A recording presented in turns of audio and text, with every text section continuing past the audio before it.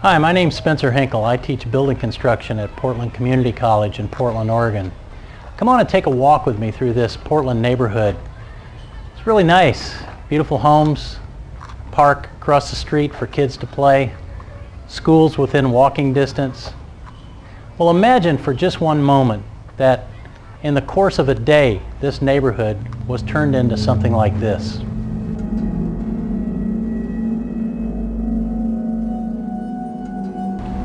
This is the Gentilly area of New Orleans, sandwiched between the city center and Lake Pontchartrain. It truly was a beautiful neighborhood before August 28, 2005. But now, 3 years later, this is what you see. House after house, block after block, schools closed, shopping centers boarded up.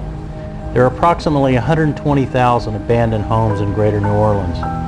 After the storm, many did not return, but for those who did, life has been less than the American dream. Back in January of 2008, a group of 11 Portland Community College students, faculty, and friends traveled to New Orleans to help Katrina victims rebuild their homes. While there, and quite by accident, we met a man named Cornelius Brown, a couple of blocks from our work site.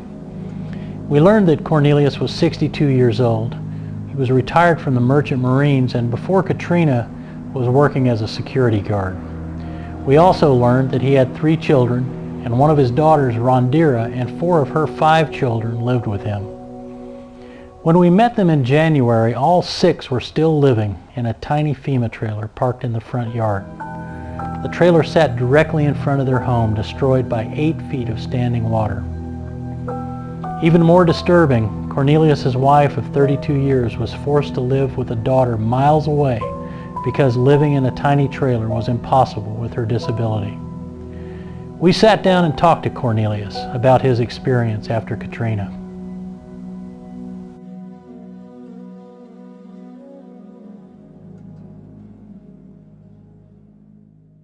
Okay, my name is Cornelius Brown.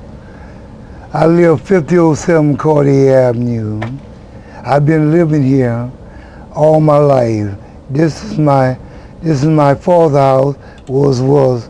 Was presented to me and my grandkids just before Katrina, before the storm came along, and we had 12 feet of water in the house.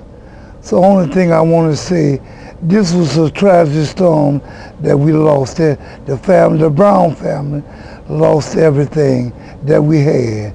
But we want to thank God that we living to see what's going to happen. We're looking forward in the future that road recovery will help us. Anyone that come along can help the Brown family to get our life back together. All right, this is the Browns residence. I'm giving you guys a tour.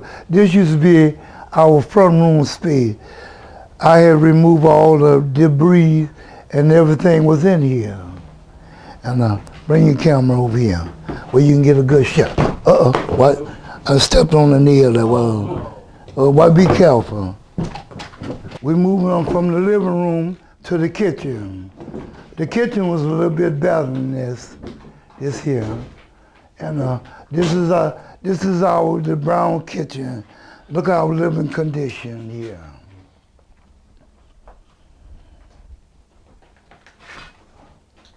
We're moving on to the garage where all the debris is. This is the mold. This all the stuff I salvaged, my music, record and everything else. I got all that in the box there.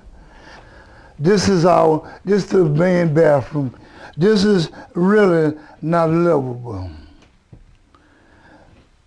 If we would have stayed back here, I don't think I would have lived in here.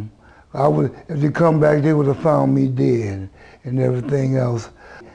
I'm appealing to someone for help, to rebuild, to get the Browns to get our life back together.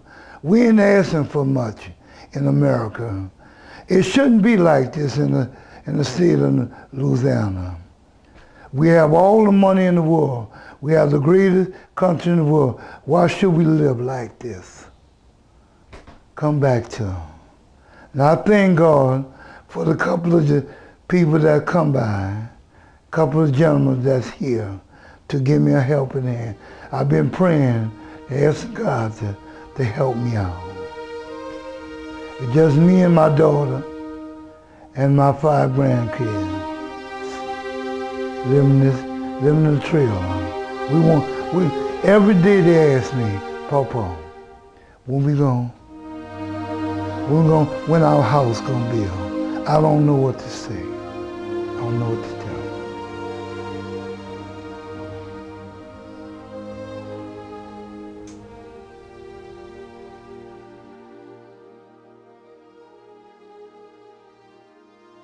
We were emotionally devastated after Cornelius's tour, and we knew that we couldn't just walk away without helping this family in need. Once back in Portland, we exchanged emails and phone calls and spoke with our friends, and the story seemed to resonate with everyone that we spoke with. So we returned to New Orleans in July of 2008 and visited with the Brown family again. We also met with Catholic Charities Operation Helping Hands, an organization experienced in the reconstruction of homes in areas devastated by natural disasters. Since our visit in July, Catholic Charities has met with the Browns and has agreed to be the project manager for the construction of their home. They've also agreed to house and feed our building construction students who will be traveling to New Orleans to help with the project. Together, we've selected a house plan designed by Building Science Corporation for the Department of Energy. It's not just any house, but one designed specifically for New Orleans to withstand the next hurricane, and includes the latest green building elements to make it durable, energy efficient, and beautiful. Catholic Charities has experience with these high-performance designs and has estimated a rebuilding cost of $150,000. Now currently, the Browns are scheduled to receive $85,000 of federal disaster relief money, but that's not enough. We need to raise more, somewhere around $65,000. And this sounds like a lot on the surface, but with all of us giving just a little, we can make it happen. It reminds me of Malcolm Gladwell's book, The Tipping Point, how little things can make a big difference.